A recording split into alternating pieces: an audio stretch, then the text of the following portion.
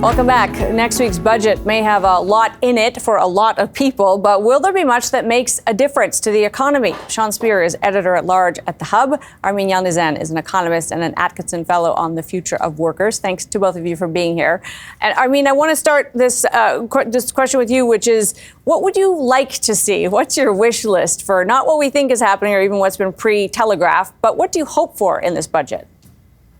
Well, I'm assuming that this is a budget unlike anything I've ever seen before. There's two elements of it. One is the calendar. The calendar says this is their last Hail Mary pass to give voters a reason to vote for them, to do what they did during the pandemic, which is to have people's back. And how are they going to do that now in an era of much higher costs? But, whereas it doesn't matter what I want. They indicated what their priorities are. And I think the day of the budget will be very much, how do you pay for it? Sean? Yeah, I certainly agree with that second part, Amanda. We've talked previously on this program about the extent to which the Trudeau government has consistently pushed back its timeline to start to reduce the deficit and ultimately get back to a balanced budget. It seems pretty clear over the past week to 10 days that we'll see those dates get pushed back even further. The budget will be written primarily in red ink, and that's not the only issue in my mind. The second is that the government has rolled out, and no doubt the budget will contain additional spending that one can describe, I think, primarily as social spending. Mm-hmm. You can characterize that as growth enhancing or productivity enhancing as much as you want. But ultimately, this is a government primarily focused on equity and neglecting the question of, as Armine says, how are we going to grow the economy and ultimately pay for all this social spending. So let's stay on that, because you've talked a lot about different forms of social spending that can be very supportive of the economy. Pro-growth is something we need from governments, and in some ways, ironically, they don't actually focus on it in the way I think we would hope they would. We're certainly in a growth sort of stagnation here. What could the government do, that might promote growth for the Canadian economy? I think they are starting to do exactly what they need to do as a government, which is to prevent even slower growth because of what is happening to housing prices. The more the Bank of Canada raises rates and makes it harder for people to have any disposable income to spend on the economy, and the more the population ages. These are two major drags on growth. It is happening in a neighborhood near you in any country that had a baby boom after the Second World War and falling birth rates in the intervening 40 years. Economies are slowing around the world, which is why so many people are talking about growth, but don't understand that the underlying issues here need to be addressed by the basics. More spending on healthcare, more spending on elder care, more spending on childcare, and more spending on housing. That's just the math of the moment in growth we are at. And when you say it's being written in red ink, it's being written in pink ink compared to the rest of the G7. We have got the lowest debt to GDP ratio federally of any of the G7, and we are in 11th out of the 29th richest countries. We are in 11th place. We're doing fine. We can afford to, put off this reckoning. But I do agree that the finance minister has got a tough balancing act because not only every major country's debt level, the federal debt level has been downgraded, and as has Canada by Fitch just a couple of weeks ago. So that's not having to spend more on the debt you have is what you're trying to avoid. That's the biggest fiscal anchor story. Sean, do you want to know that?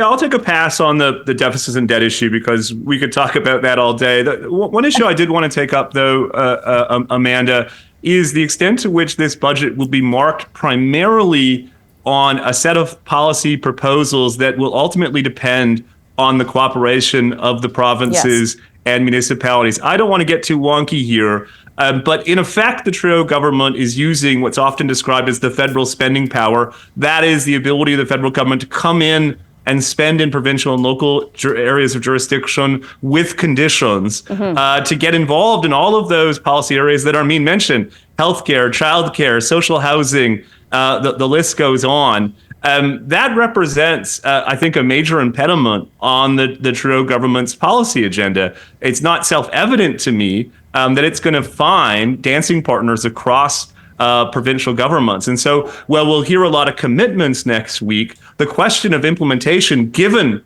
the disproportionate role that province and municipality play on a lot of the priority areas of the Trudeau government means that ultimately delivering on these proposals will be something of an open question. But if I can press back on that, and Armine might want to as well, I mean, whether it's a national childcare plan or a national food program, sure, it's provincial jurisdiction, but they hadn't done it. So we do want these things. Is that a role for a federal government? If it actually is, it's all the same tax pool, let's remember, it's all our tax dollars. Isn't that a place the federal government should play if there's a void?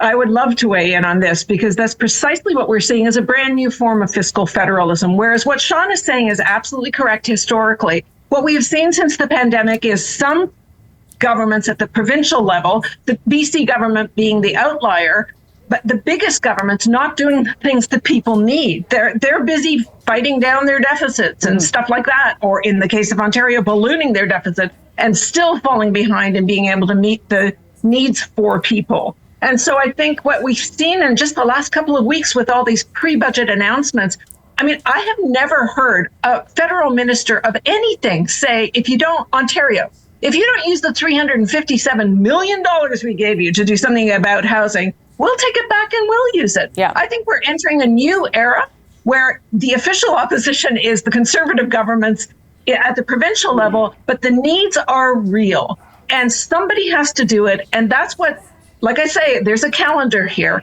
And this was their last Hail Mary attempt to tell us we have got something different than the other team. Stick with us and we will deliver. Okay, politics comes into play for sure. Before we get out of time, I want to turn to a lot of things get said and promised in budgets, but then they don't happen. And there were a lot of things in the last budget that still haven't. The green credits, for instance, a whole host of wonderful things yet to be implemented.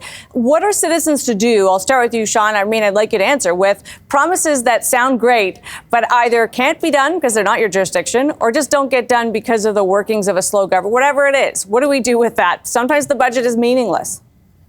I think even Liberal proponents would concede that this has been an inherent challenge with the Trudeau government, that as my former co-professor Mel Cap used to say, a government that has too many priorities has no priorities. So I think one challenge before Finance Minister Chrystia Freeland next week is, can the budget be disciplined enough that the government can plausibly deliver on the key signature items contained in it, again, recognizing that ultimately many of them are going to have to go through provincial capitals and city halls across the country. 20 seconds, Armine. Well, I guess I would point to Elon Musk and say, try again. Sometimes you will fail. Failure is part of the process of trying. But I think the large strokes are really important. We have big choices to make. And this is the government that has come through in the past on the big things. We're spending more on housing now than we have since the late 1940s and early 50s.